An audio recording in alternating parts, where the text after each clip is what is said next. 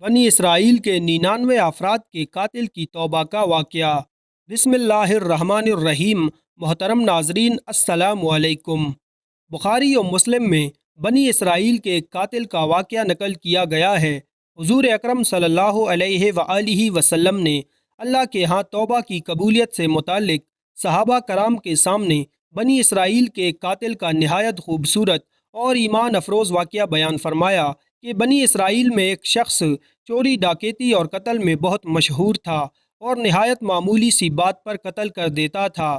ہوتے ہوتے اس کے ہاتھ سے 99 افراد کا قتل ہو چکا۔ اس کے بعد اس کے دل میں احساس پیدا ہوا کہ مجھے بھی تو اللہ کے ہاں جانا ہے۔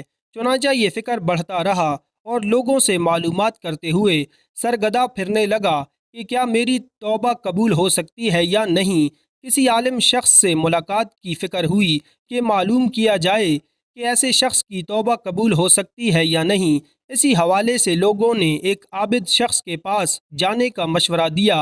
اس شخص نے اس کے پاس جا کر مسئلہ معلوم کیا، کیا میری توبہ قبول ہو سکتی ہے اور کیا میری مغفرت ہو سکتی ہے جبکہ میں نے 99 انسانوں کی جان ماری ہے۔ تو اس عابد شخص کو اس مسئلے کے بارے میں زیادہ معلوم نہیں تھا، تو اس نے اپنی عقل سے قیاس آرائی کی کہ جو آدمی 99 انسانوں کی جان مار سکتا ہے، اس کو مغفرت کہاں سے ہوگی۔ چنانچہ اس نے کہہ دیا کہ تیری توبہ قبول نہیں ہوگی۔ تو اس شخص نے غصے اور جلال میں آ کر اس کو بھی قتل کر کے 100 کا ہندسہ مکمل کر دیا کہ جب میری توبہ قبول نہیں ہونی تو تجھے بھی ختم کر کے 100 پورے کر دیتا ہوں۔ چنانچہ اس نے 100 کا ہندسہ مکمل کر دیا، مگر اس کے دل میں پھر بھی یہ خیال تھا کہ میری مغفرت کی کوئی نہ کوئی شکل ضرور موجود ہوگی۔ اس لیے اس نے لوگوں سے پھر معلومات کا سلسلہ جاری کر دیا کہ روئے زمین میں سب سے بڑا عالم کون ہے، وہی میرے مسئلے کا حل بتا سکتا ہے۔ آخر لوگوں نے اس کو بتلایا کہ فلاں جگہ ایک عالم رہتا ہے، اس سے جا کے معلوم کرو۔ چنانچہ اس نے اس عالم صاحب کے پاس جا کر اپنی زندگی کی ساری کارگزاری سنائی اور 100 آدمیوں کو کس طرح سے قتل کیا، سارا کارنامہ سنا دیا۔ معلوم کیا کہ اب بتلائیے کہ میری توبہ قبول ہو سکتی ہے یا نہیں، کیا اللہ کے ہاں مجھ جیسے گناہگار کے لیے بھی مغفرت کا کوئی خانہ ہے۔ تو اس عالم صاحب کو چونکہ علم تھا تو اس نے بتلایا کہ تیرے گناہ معاف کرنے میں اللہ کے ہاں کوئی رکاوٹ نہیں، اللہ کی رحمت کا سمندر تجھ جیسے گناہگاروں کے گناہوں سے بہت بڑا اور بہت وسیع ہے۔ چنانچہ اس عالم صاحب نے اسے مشورہ دیا کہ تم فلاں جگہ سفر کر کے جاؤ، وہاں کچھ اللہ کے بندے رہتے ہیں، ان کا مشغلہ صرف اللہ کی عبادت ہے، ان کے ساتھ مل کر اللہ کی عبادت کرو اور نادم ہو کر اپنے گناہوں کی معافی مانگو، انشاءاللہ تمہاری مغفرت ہو جائے گی۔ جب اس شخص نے آدھا رستہ طے کر لیا تو ملک الموت آ گئے۔ اب اس کی روح لے جانے کا مسئلہ کھڑا ہوا۔